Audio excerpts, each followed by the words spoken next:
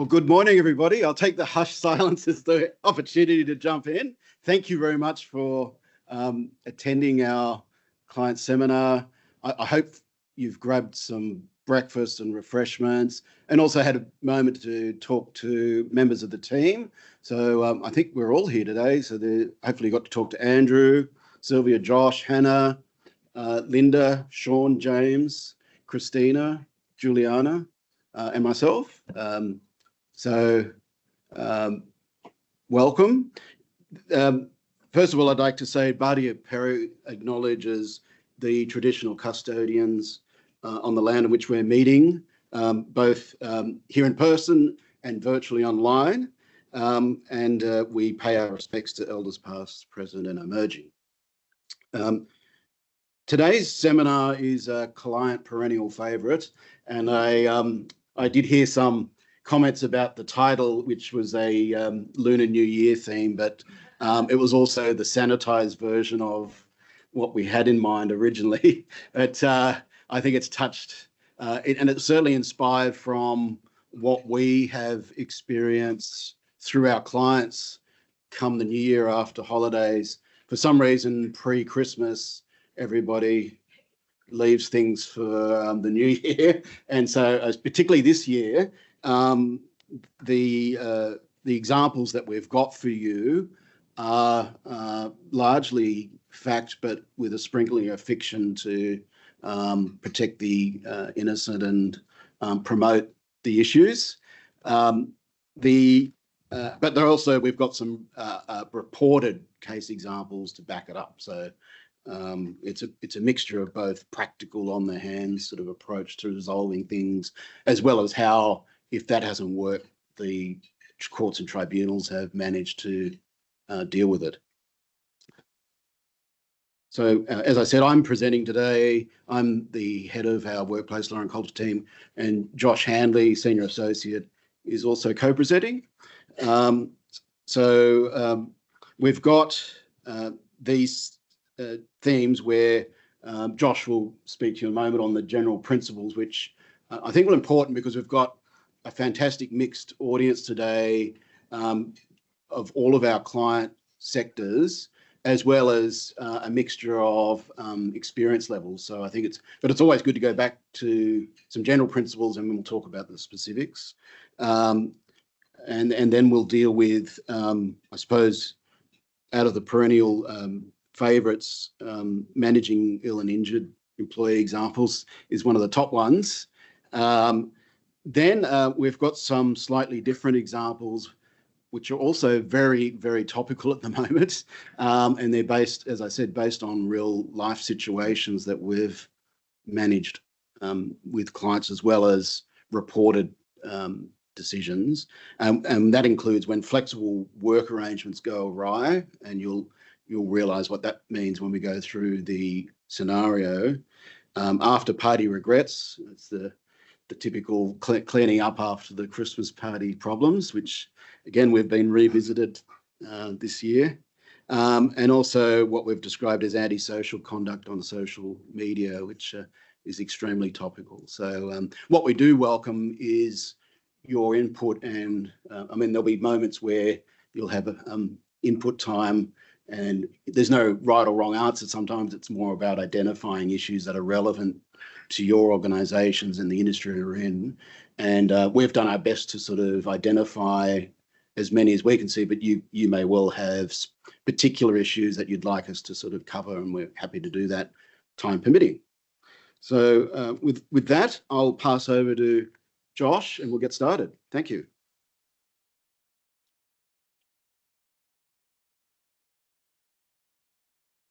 So before we get into those examples, we thought we would go back to some real basic foundational principles. And the idea is to give everyone in this room a framework to operate in. Now, we know, having seen who's attended, there's some really sophisticated operators in here, very experienced. You're going to go, yeah, I know a lot of this, thank you. But there's some people here where this is going to be very new. But by going back to these basic principles, the idea is that you'll have a framework to operate in to know what a defensible dismissal looks like, and you'll be able to start to triage your own matters and when to know to reach out for some help.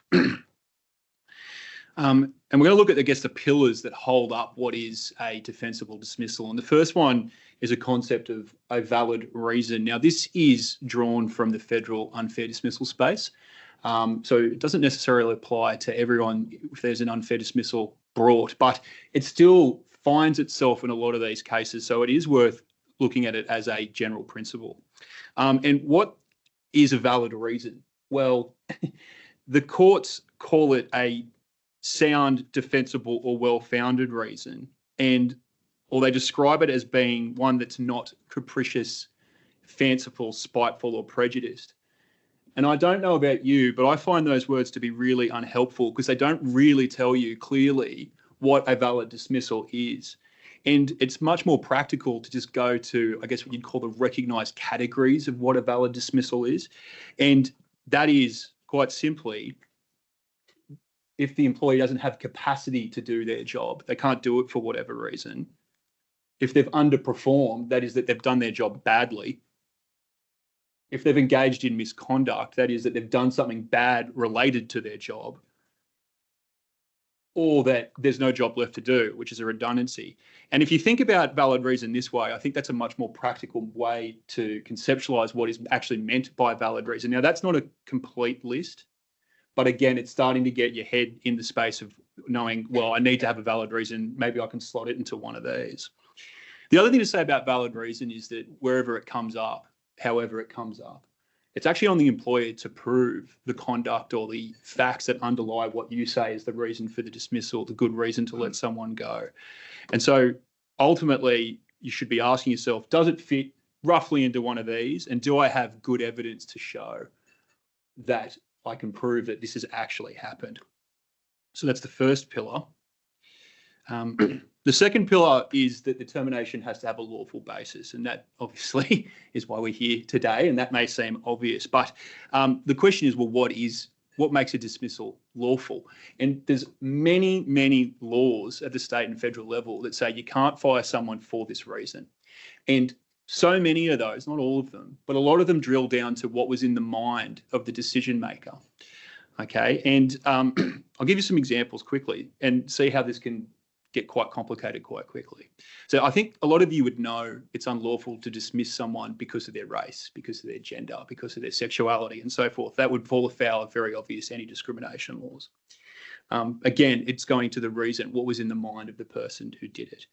But also, you may know, you may not know, I hope you know, it's also, for example, unlawful to terminate someone because they've made a work health and safety complaint.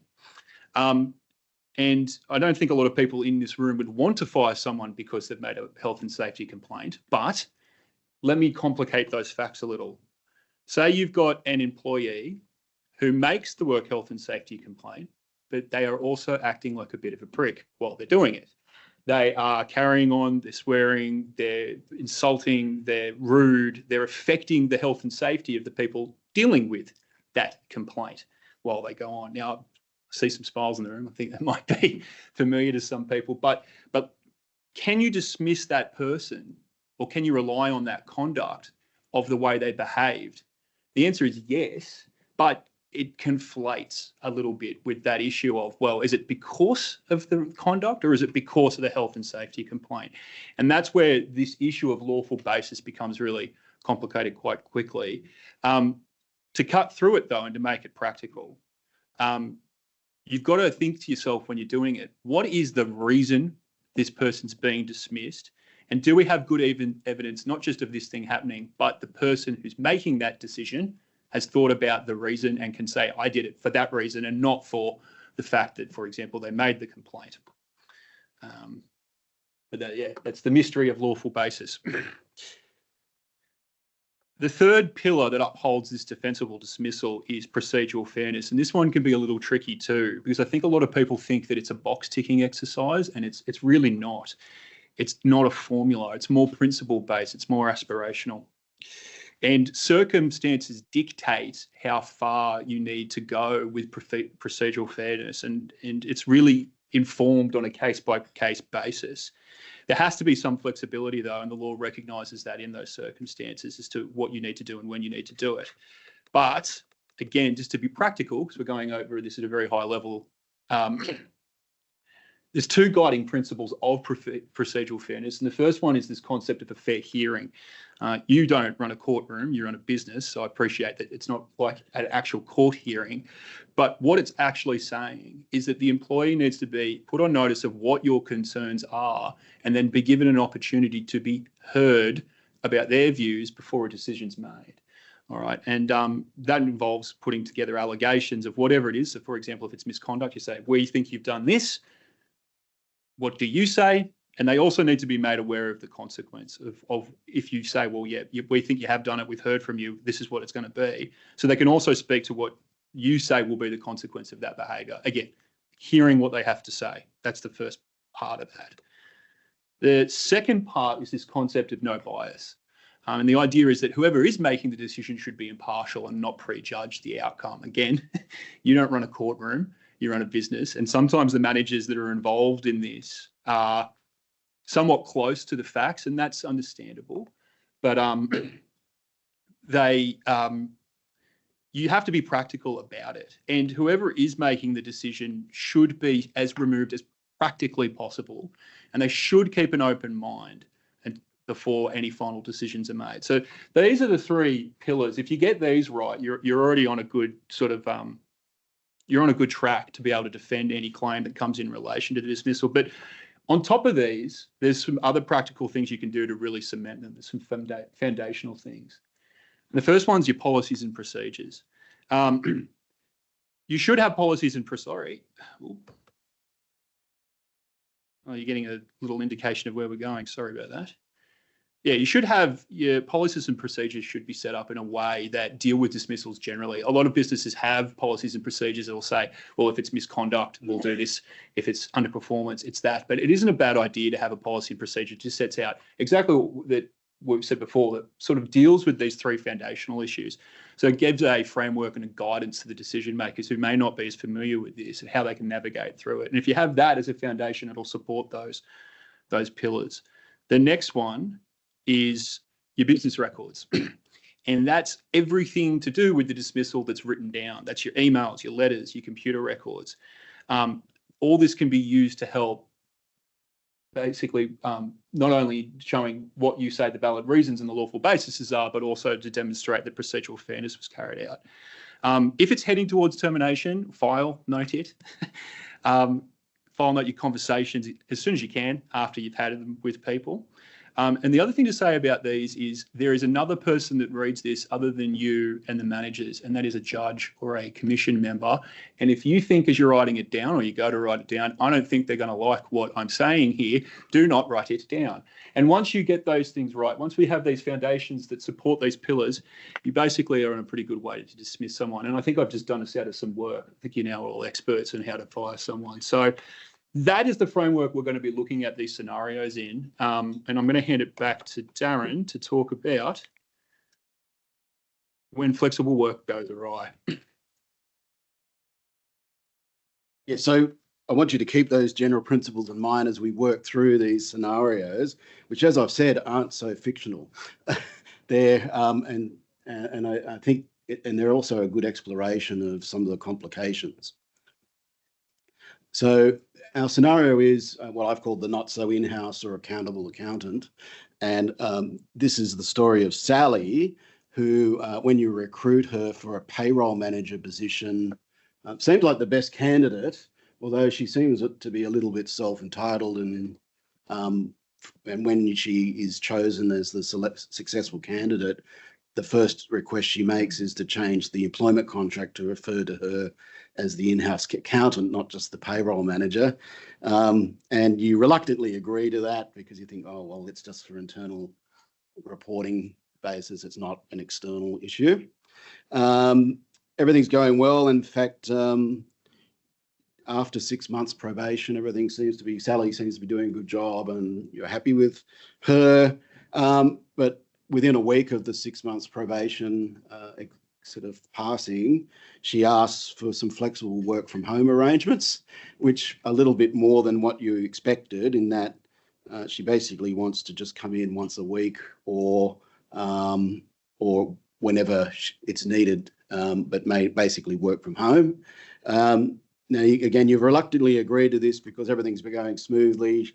You've got technology that she can work from home, but the only condition you've said is, look, we want to make sure each month you're at least twice a day in the office because we've got payroll and we need to get that done without a glitch. She agrees. So it all looks great. Then just around the Christmas shutdown period, there's a strange email that Sally sends to the executive team that talks about a conference coming up. And everyone's going, what conference? Nobody knows about it. And then sort of Sally's asked about what's the conference you're talking about. She just sends an email reply saying, oh, sorry for the mix-up. It's something to do with home. Sorry. And everyone accepts that. But luckily, someone in the executive team thinks, oh, that's a bit odd because I did hear her talk about some sort of conference, and there's a bit of online searching, and it shows her, there's a picture of the conference that was on about accounting, some accounting conference down at Darling Harbour. And there's even a picture of her standing at a booth with another company's name tag on. So people start thinking that's odd.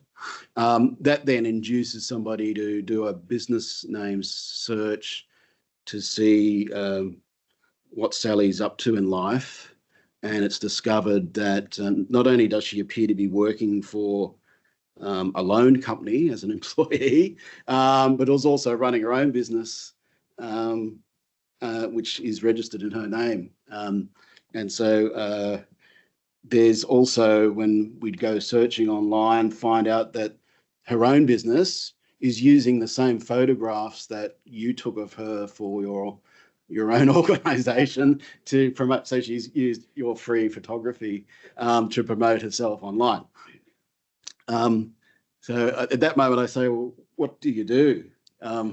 Because, and thinking back to what Josh just talked about in terms of, is there a genuine, factual, valid reason to do something about what's wrong at the moment? We don't. Has anyone got any ideas or?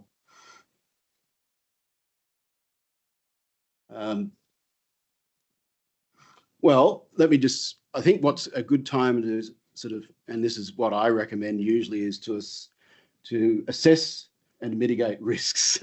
And we've all heard a lot about wage theft and the laws there, but I'm a bigger believer in what I call time theft by employees.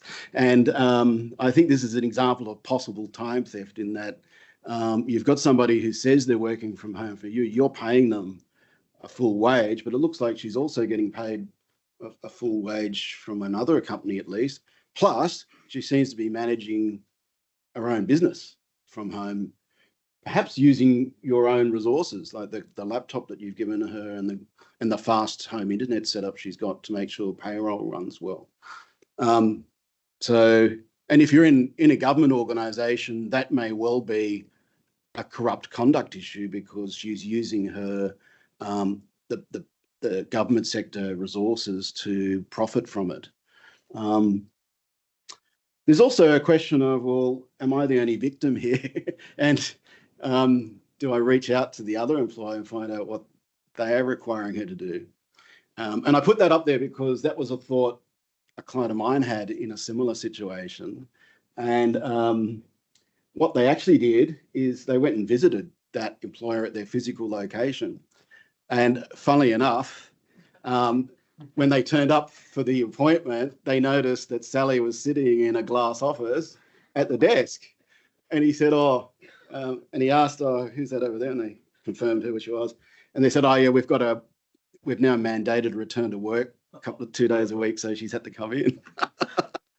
And she quickly tried to close the blinds.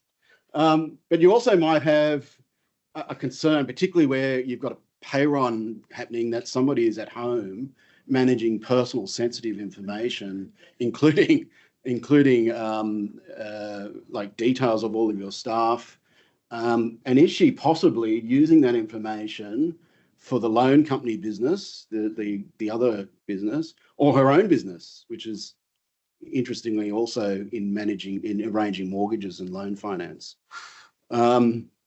That could be. And do we have data breach issues too that might be reportable or notifiable.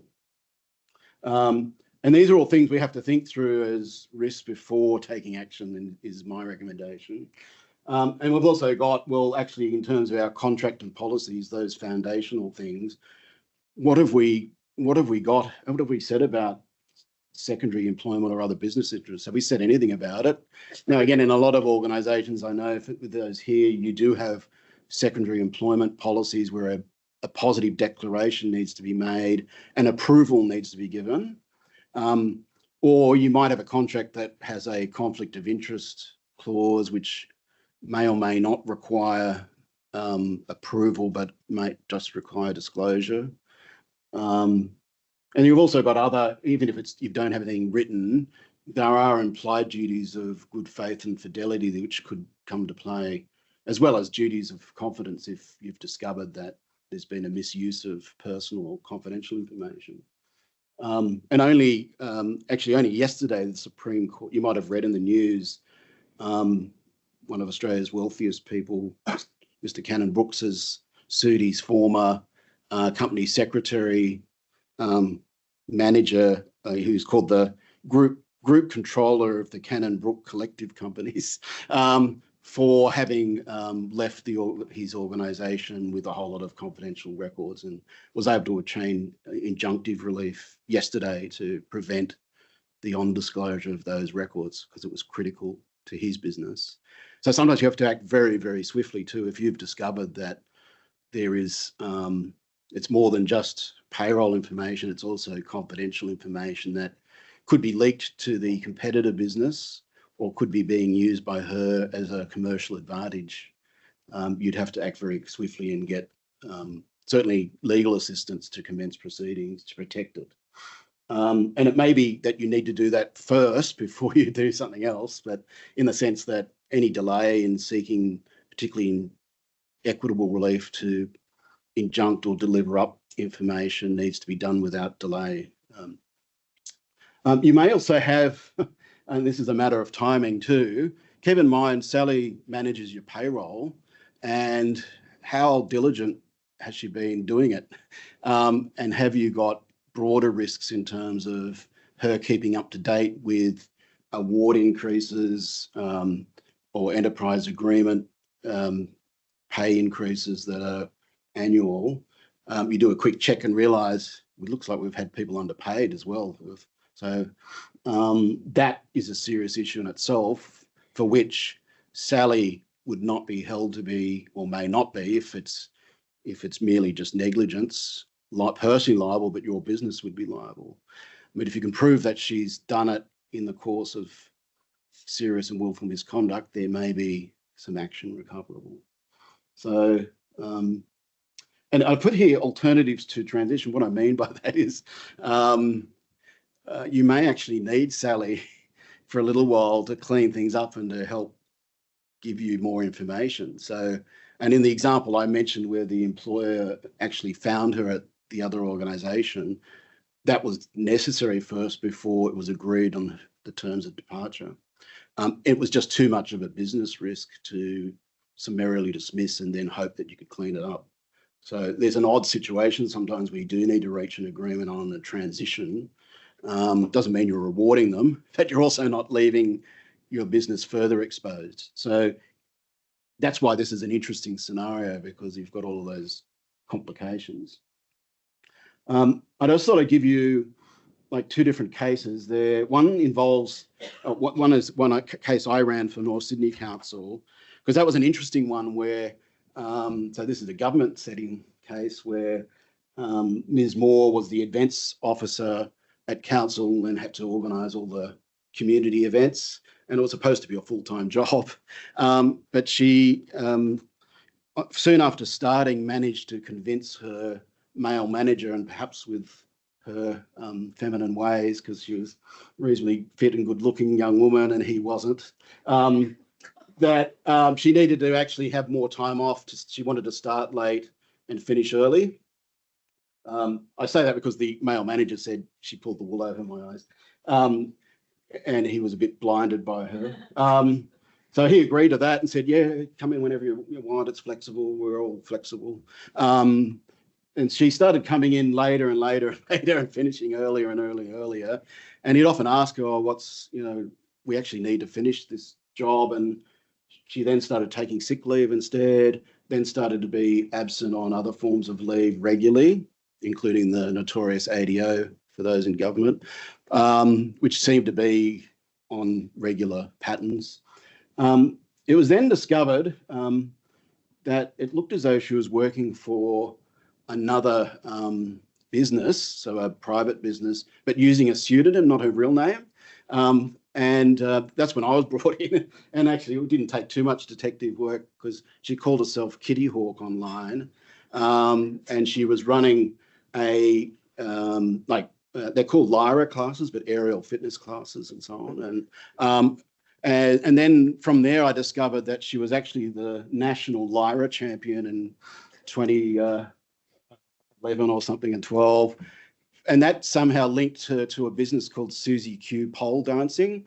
So we've discovered she was at least working 2 other places during the day. And the reason we knew it was during the day is it was an online booking system where you could book Kitty Hawk for certain times of the day. But we also discovered too, when a decision had to be made about what do we do with this, she actually had her own home business as well doing things. So 3 other sort of interests as well as a full-time council job. And it was also discovered after we looked carefully at sick leave, often sick leave overlapped with her classes she was giving for Lyra so anyway, it was all bad. Amazingly, council was very nice and just said, look, you can, the choice is simple. You either stay with us as your primary employer or go off and do what your real interests are. She claimed that was constructive dismissal because she said, well, you're giving me no choice but to pursue my passion, that she described it. Commissioner Constant took an instant dislike to that evidence. And anyway, it wasn't successful. But it was an interesting case where she was basically taking advantage of her manager and getting away with it for some time. And no wonder North Sydney didn't have many events that year because she wasn't doing much, which is a shame because I live in that area and I was disappointed. There's also the Majors and Federal Express case. That one's just as serious because there was a senior security manager, and he actually, part of his work was organising work through a handling agent. But what he had done is set up his own private company on the side and was actually using tenders and quote information to then underbid other people and sending it through the agent who also didn't know that he was involved behind it. So, and he was also using, to make it worse, he was also using the laptop and set up at home to do it that his employer had given him. So he was actually misusing the resources. But that's how it was discovered, because there was an update to his computer. They discovered all the stuff to do with the business. So more fool him. That case was decided on a conflict of interest, breach of trust and confidence basis. And the weird thing about that case was Mr. Majors claimed he didn't know what conflict of interest was, and the company's policy didn't make sense to him. Therefore, how could he be in conflict of interests? And again, the judge disposed of that pretty quickly and found that he must have known that he was making a personal gain by misusing his own company's resources, and it was a clear conflict of interest and a fundamental breakdown in trust and confidence in him, and the dismissal was not just lawful, but the way they did it was fair as well. Okay, let's jump into the next topic. Thanks, Darren. All right. So we're going to move on to the managing ill and injured workers. It's more about how do we terminate an employee who's ill and injured and has been for a while. I'm guessing there's a few people in this audience that have been in a similar situation and want to know how to resolve this, because we're seeing this question come to us more and more. And the first thing they ask is, well, this person's been on a long period of absence because they're sick or injured, can we get rid of them? And the answer is, well, you can, of course, but there are, as they are rightly nervous to be, there are some pretty big pitfalls that if it isn't managed properly, or if you don't sort of consider what those risks are, you can fall into them, and it can be quite a headache getting it back on track. The other thing is that when we go through this, I'm not going to be touching too much on the workers' comp space because that's a specialist area, and we have a fantastic workers' comp team in this firm that can speak to that, and they speak to this quite a lot. So this is not workers' comp related illness and injury. So scenario. You have a long-standing and good-performing office employee who suddenly develops their chronic condition, and they provide you with many, many medical certificates that state they are unfit for work, and then they drive their personal leave or their sick leave balance down to zero. And then after a while, the employer, you write to them and say, when can you get back to work? We really need you back. And in response, you get this. My condition is so bad, the doctors say I can never return without my condition getting worse. But they do say I can work from home. So make that happen for me, boss. And you think about it, but after you look at what they do, you come to the view that there's just some things that can't be done from home. They have to be in the office to do it.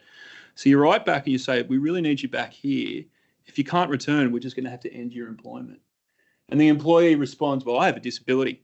You're going to fire me? I doubt it. Let me work from home or I'm going to sue you. I just want to you don't need to, just give me a slight nod if this sounds familiar. Anyway, yep, good, yep, great. There's two things to think about this really at a high, again, this is high level, right? Obviously, if there's a lot of nuance to each circumstance, it's going to be quite circumstantial. The first one, though, is timing, all right? And for those that are in the federal space, the Fair Work Act would apply.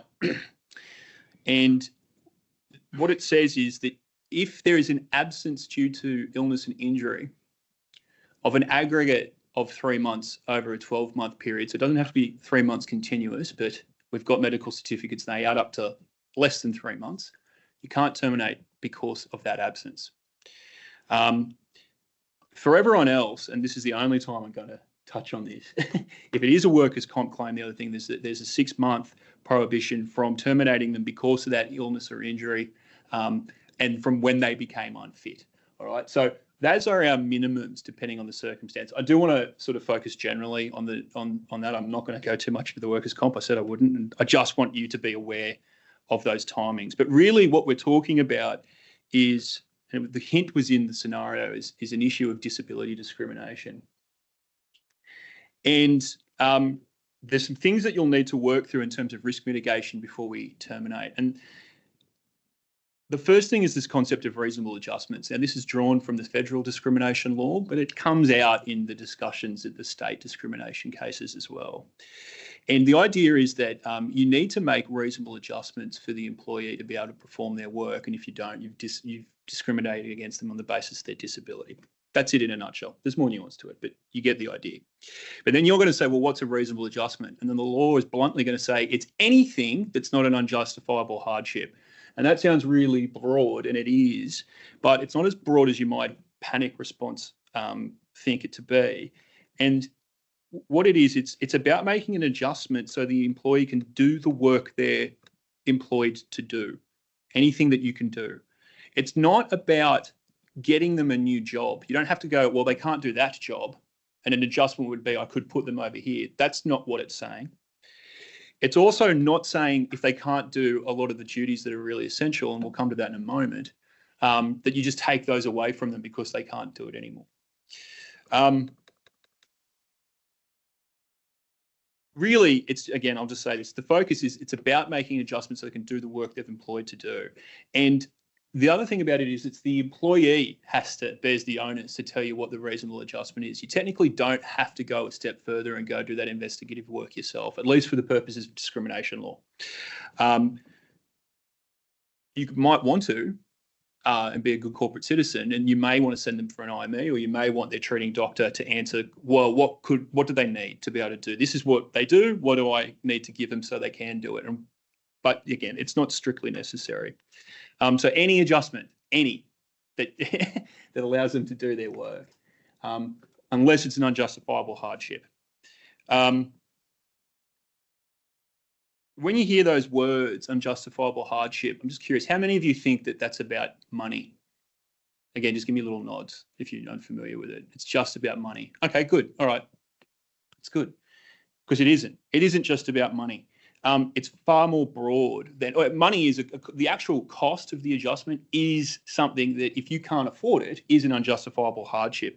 But another thing to think about is, if I make this adjustment, how's it going to affect other employees? How's it going to affect the business in other ways? And if, for example, the adjustment puts other people's health and safety at risk, that would be an unjustifiable hardship. I'll give you a really crude example, but it'll make sense. You get an employee who's got a back injury and they can't lift more than 10 kilos, and part of their job is to lift things. So they can do everything under 10. And then I go, well, I'll take that aspect out because they're still meeting the inherent requirements of lifting, but they just can't do that. And I make the other employees lift the 10 kilos. But then if there's evidence that says, well, they're now overbearing that load, that's an unjustifiable hardship. Does that make sense? Yep, good. All right. Look, this is a very circumstantial element. Obviously, I can't go into every aspect of it, but again, you're starting to get the idea of how to think about, well, how do I measure what is a reasonable adjustment, and how do I know what an unjustifiable hardship is? But the real kicker is this concept of inherent requirements. And what that is if you make all the adjustments that are possible and they still can't do the job, then it's not disability discrimination. I'll give you this example. Let's say you've got, actually it's in the scenario. Let's say you've got the office employee who emailed in, says, I have to work from home. And you've gone and said, well, no, there's customer service facing aspects to your job as well. Customers come here. You need to be in the office. If you made that adjustment, I need to work from home, and maybe that is reasonable otherwise, they still can't do that half of their job. And so therefore they can't meet the inherent requirements. But then inherent requirements, what does that mean? Well, the courts talk about it as being the essential part of the job. And it's not necessarily weighted by how much time someone does it. It's if you strip everything else back out of their role, what's left? What is it absolutely fundamentally need to do to make that job have a purpose effectively? The other thing about this is, if you're going to claim it, it's now your job to prove it. So it isn't a bad idea when you're putting jobs together in the PDs to actually list out what you say the inherent requirements are, or at least have some tool set on the side, especially if it's a physical job, that identifies what is good, you kind of need to do it, and what's necessary and inherent. Because when we go and test this, then you'll be able to go, well, that disability is limiting that inherent requirement, and there's nothing that I can do. I can't change anything for this person to be able to work.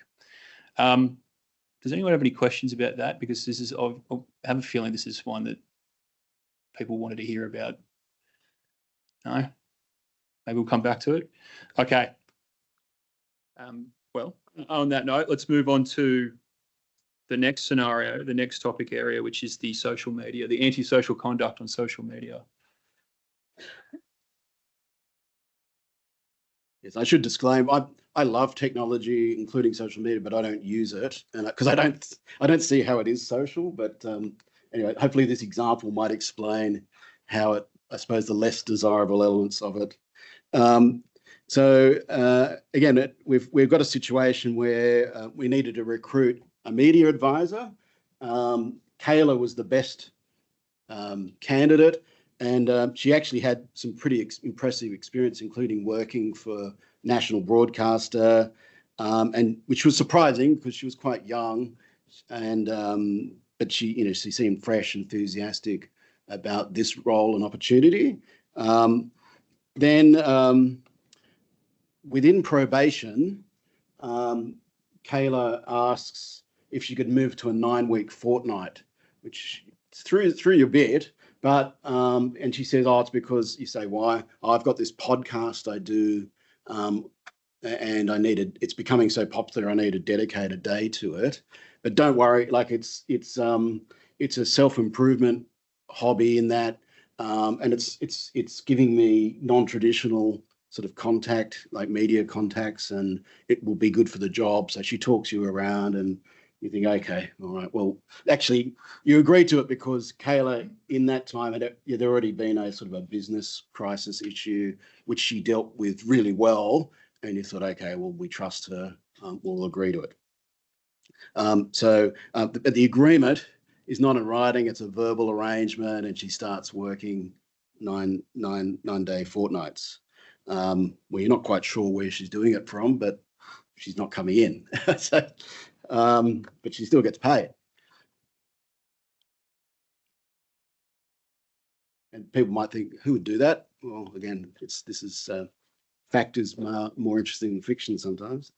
Well, you actually, I mean, after a while, you're thinking, oh, what is this podcast thing and why is it so popular? So again, out of curiosity, or you may have got your lawyer to do it. You listen to some of a part of an episode that's broadcast, and the first thing that you notice is there's a hell of a lot of advertising on it about all sorts of things that you didn't think people wanted to buy, but apparently they do. And most of it's just general chit chat, current affairs. You think, oh, I need to actually stop listening to it because it's so boring. And everything seems okay, except that was just before the new year. In January, employee comes in and says, oh, have you seen the news about this outrageous anti-Semitic podcaster? No. And then you log in and you see on the news, media stories have already identified who Kayla is, and that she happens to be your media advisor at your organisation.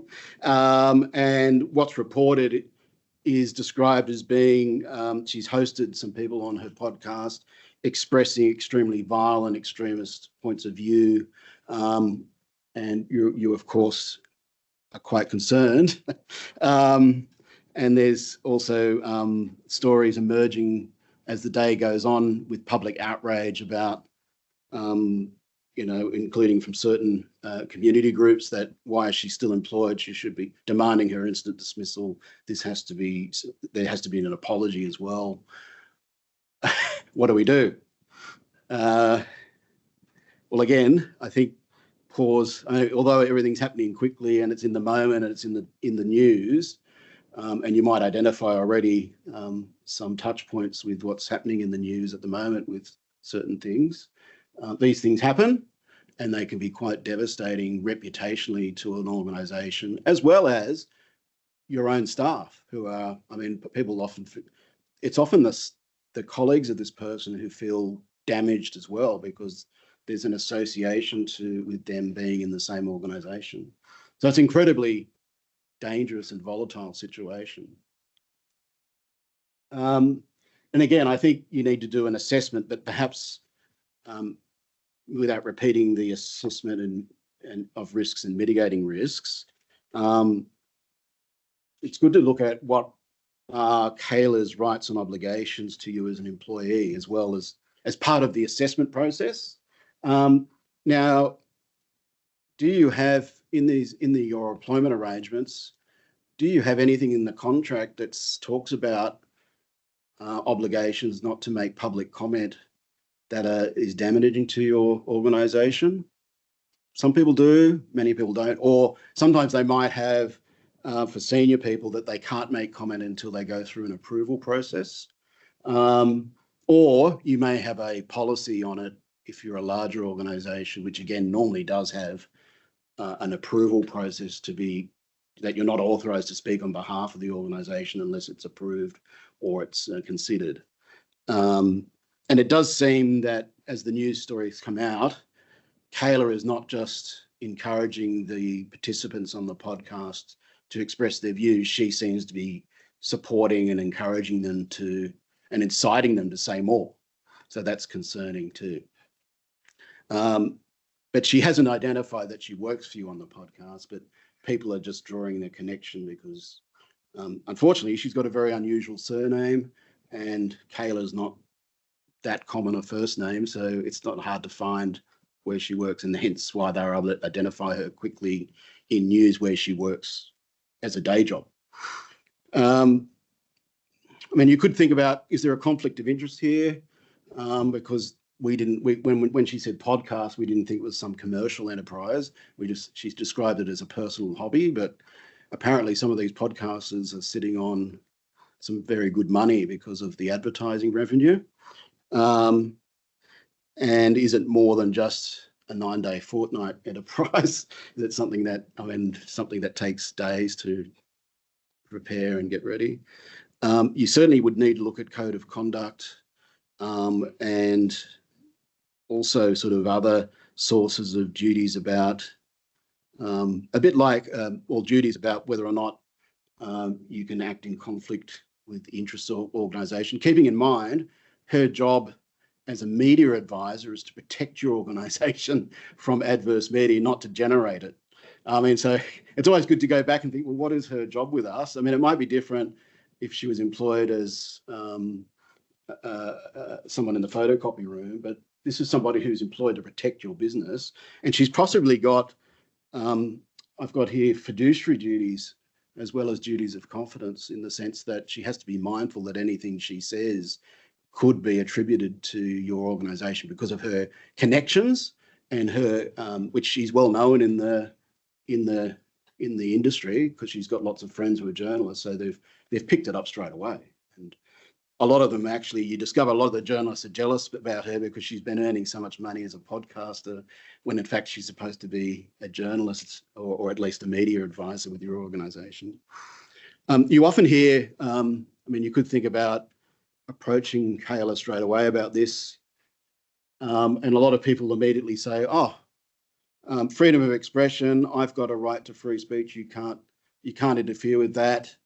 Legally, that's not, well, that might be based on their reading of the news in other countries, particularly the United States, but it's certainly not the legal situation in Australia. And whilst there's an implied freedom of political expression recognised constitutionally in Australia, the High Court has said in the famous case of Comcare and Benary that that's not a personal right of free speech.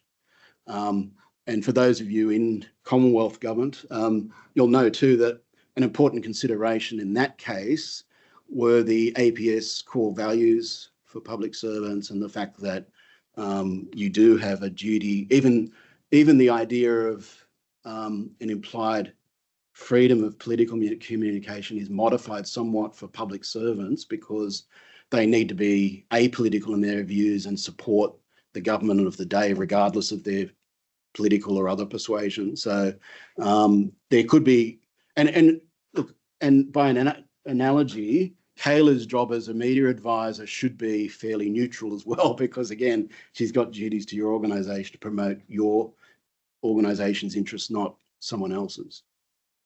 So that could be a fundamental inconsistency with duties she owes to you as an employee. But more importantly, what do you do about it? I mean, it might be a good idea to look at how can we have this, have her stop immediately from broadcasting anything like this, as well as how do we start distancing ourselves from her, including termination of employment, and then perhaps relying on a different media advisor about how to publicise that distancing and rejection of what she's done. And would it be lawful? When you might have seen there's some connections to what's been happening in the press, but let me go back to some older cases, including one which involves a department and that some of you are in the room from this department, so you might have a better knowledge of it. But that's Leachy and the Department of Communities and Justice. There was a child protection worker who, during the COVID times, which we've almost forgotten about, attended a World Freedom rally, but it was in breach of the COVID sort of rules about distancing.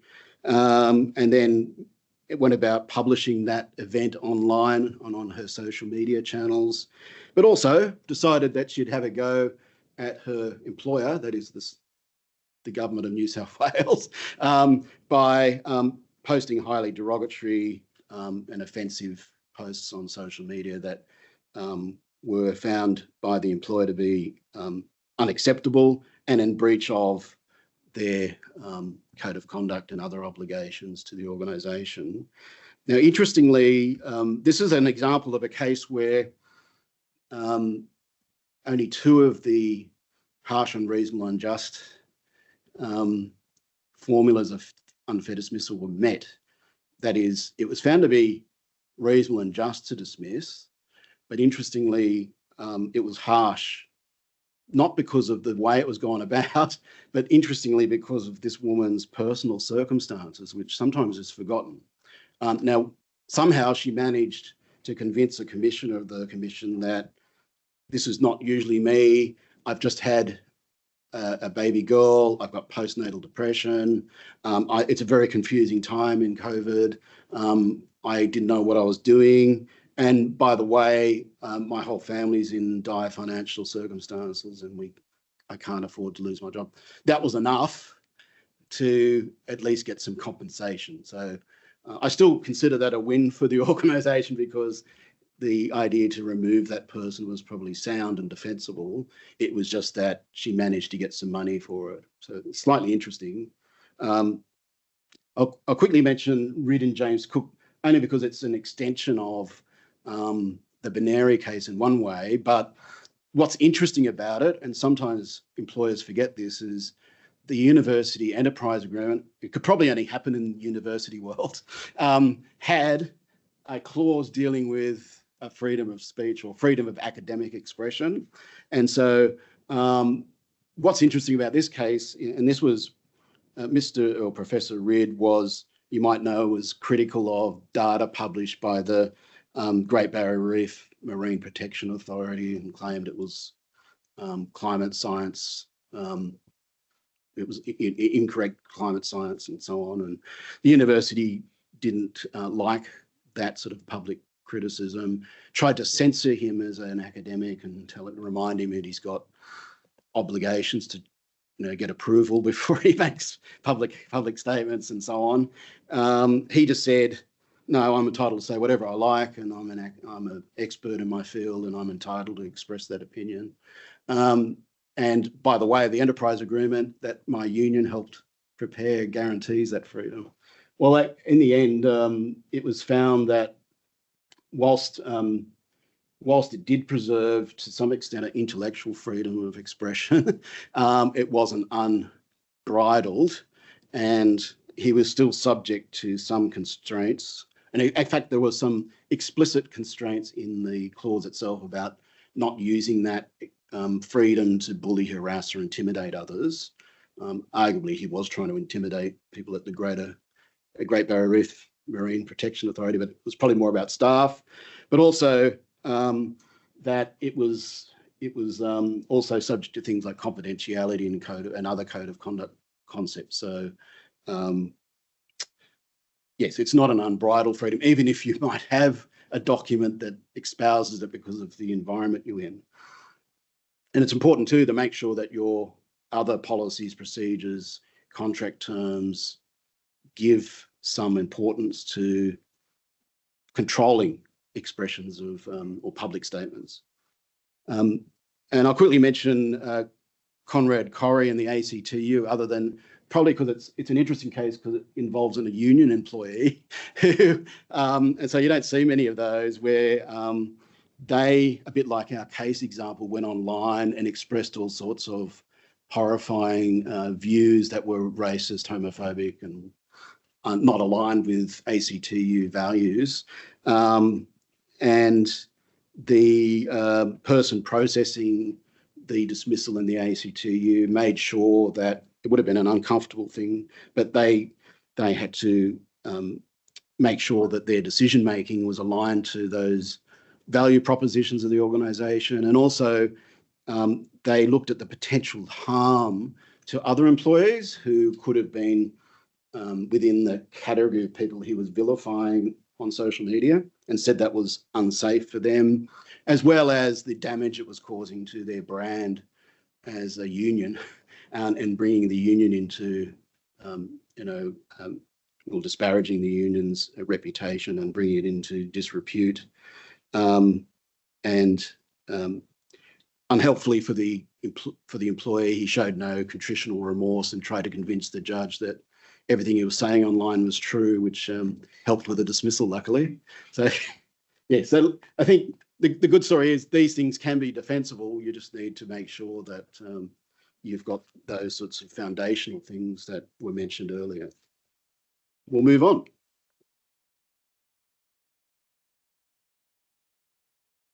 Yeah, this is the fun one.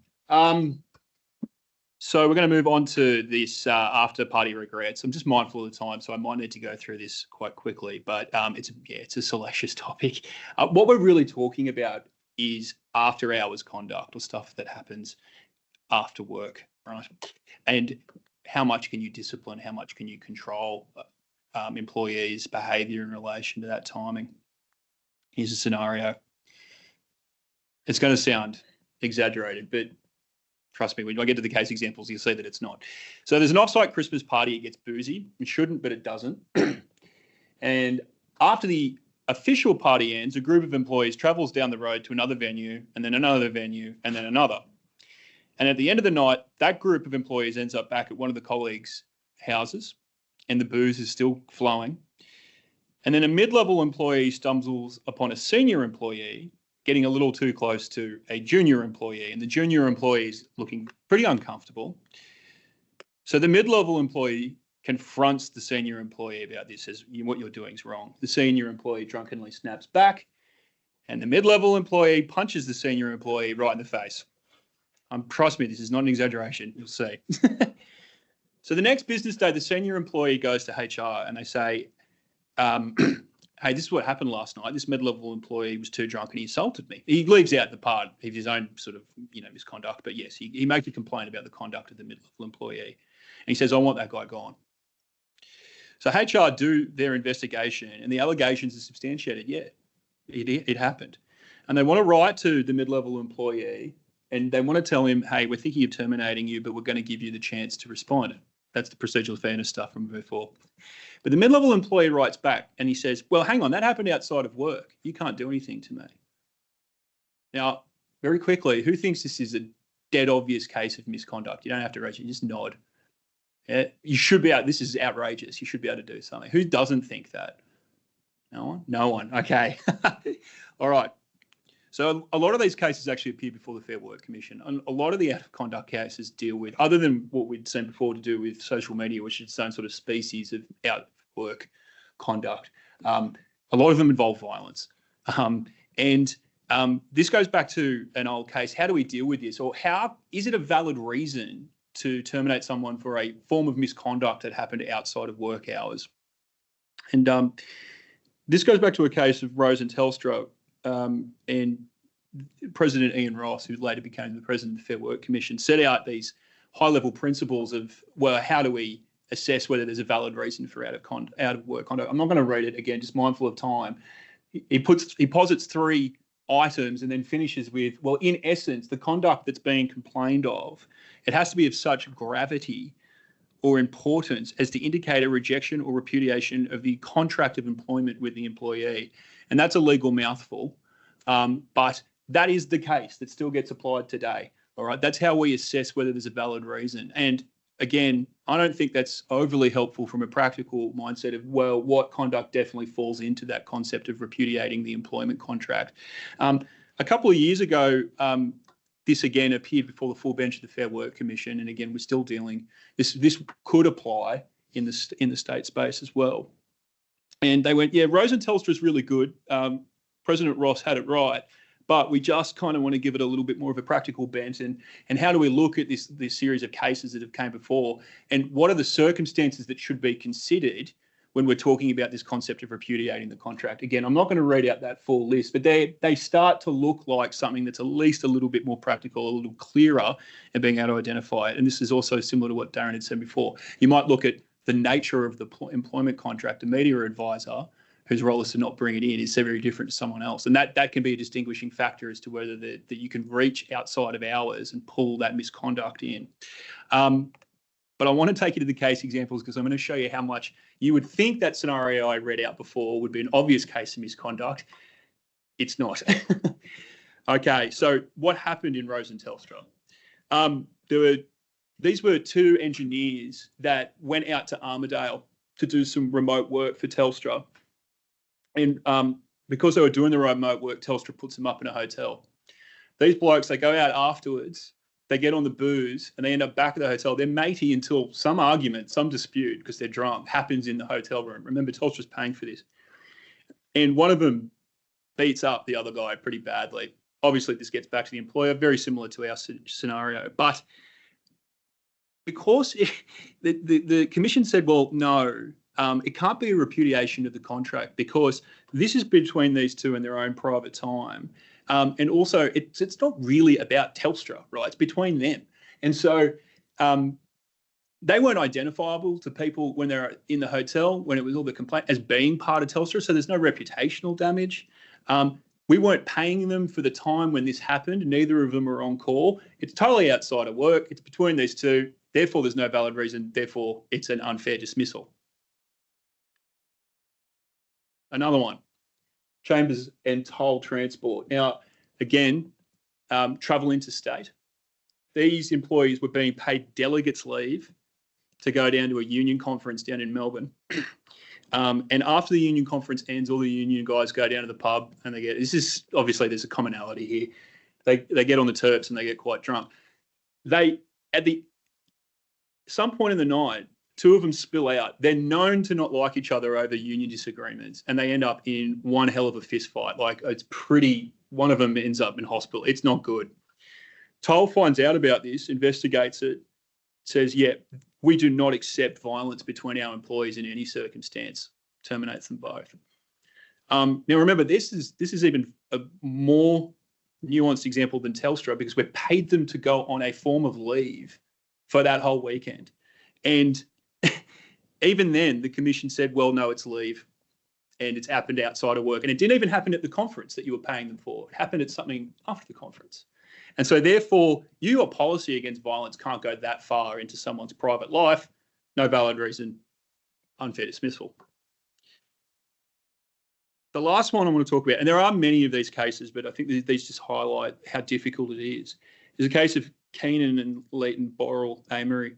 And the employees in this case, they attend drinks that are organised by work. And then there's a bar above the bar and some of them filter up. Now, the bar above where the work one was has nothing to do with work.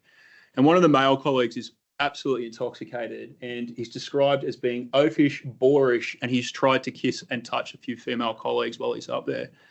And the employer in that scenario said that's sexual harassment unequivocally because sexual harassment's broader than just being in the workplace. But in that case, he wasn't Justice Hatcher then, he was Vice President Hatcher. He said, well, no, because it's not connected to work. There's these circumstances that break the connection and it's not enough for them to just happen to have the same employer, he said. So in that case, outside of work, no valid reason, unfair dismissal. I'm curious, does this shock you? Yep. No? Some people say no. Yep. All right. Well, the upshot of this is that where we've got out of hours conduct, we need to, before we terminate, we need to be absolutely sure and take a fine-tooth comb, consider those things, those 10 points that I'd identified earlier and say, do we have an arguable position on this? Is this the sort of case where that conduct, even though it's outside of hours, is something that would ground a valid dismissal that's defensible? Or much like the employers in those cases before, are we actually falling outside? Even if it's going to have problems that fall back in work. And the point about those tensions coming back into the workplace, again, that was dealt with in the Toll case. But again, they said no. There's no evidence definitively of that. That's just an assumption. All right. Well, that was a whirlwind tour through those last ones. I might invite Darren back up to wrap things up. Yeah, well, there's a reminder that there's an April event, 10th of April. Keep posted. We'll give you the topic and details closer to the time. But we've got a small amount of time for questions or to explore other issues in more detail. Anyone would like to ask? Yes, Susan. Yeah, I'm Susan. I'm an accountant. But I like to. Luckily, I chose Sally as the name. Yes. Anyway, you know the Bruce Lellerman case. That was outside hours, but yeah. But what I also want to know is that health and safety in terms of like if an organisation requires you to wear steel boots, hard hat as part of the requirements of health and safety, maybe in the Yes. construction industry or something like that, and what happens if someone decides I don't want to because it's uncomfortable, Yeah. and an accident happens? Yeah. It won't be defensible for them in that you are the one as the employer who decides, Yeah. and they have a duty to cooperate and comply with work health safety requirements that are reasonable, and that's actually a duty under the Work Health Safety Act. It made me reminded me of a client who I had to go to their power station site in South Australia once, and they issued to me safety boots, and they said it's not just for the on-site visit here, but for the pub later, because everyone's got steel cap boots, and if you don't have them on, you're at a disadvantage. So there was a crossover work health safety and out of hours conduct. But I tell you what, I felt better wearing the steel cap boots. But that's that's the what. How does it work? Like visitors coming on site, because I'm like apartments is a good example. Sometimes they show people into the place when it's not finished, before it's finished. Oh, yeah, it's the same. So, for example, if wearing a hard hat is required for the construction workers, and you've got people coming on who are inspecting apartments, they should be wearing the same gear, because there's the same risk of something falling on their head and killing them. And also probably a high vis vest. And if they're not prepared to wear it, you say, sorry, we can't let you on. It's just, I mean, you're taking too much of a risk where somebody's life is threatened, and it's a real risk. I mean, otherwise people wouldn't have to wear hard hats. And it wouldn't be enough for that person to say, oh, look, I waive all liability and I'll accept I mean, that's not going to work either, because you can't waive or delegate those duties of care. They're owed regardless. So yeah, I think it's whatever applies to your workforce is determined to be reasonable, safe PPE, or also importantly, entry procedures, because often this is a good point too to remember when safe work inspectors come to your premises. Don't give them different treatment.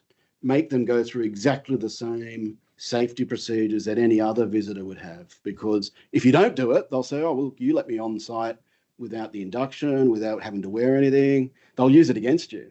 So it's important to apply it to any person entering a workplace where there's safety procedures, because the Work Health Safety Act is not limited to employees or agents. It's also to any person on site that you allow as a person controlling that undertaking or enterprise. All right. Well, thank you very much. I know it was a lot to digest, but the helpful thing with those examples is, as I said, there's no right or wrong answer. Sometimes it's looking at a number of considerations, and that slide that you're after is a good consideration list, and the most up-to-date one in terms of out of hours conduct considerations. So yeah, thank you very much. Enjoy the rest of the day, and we look forward to hearing from you.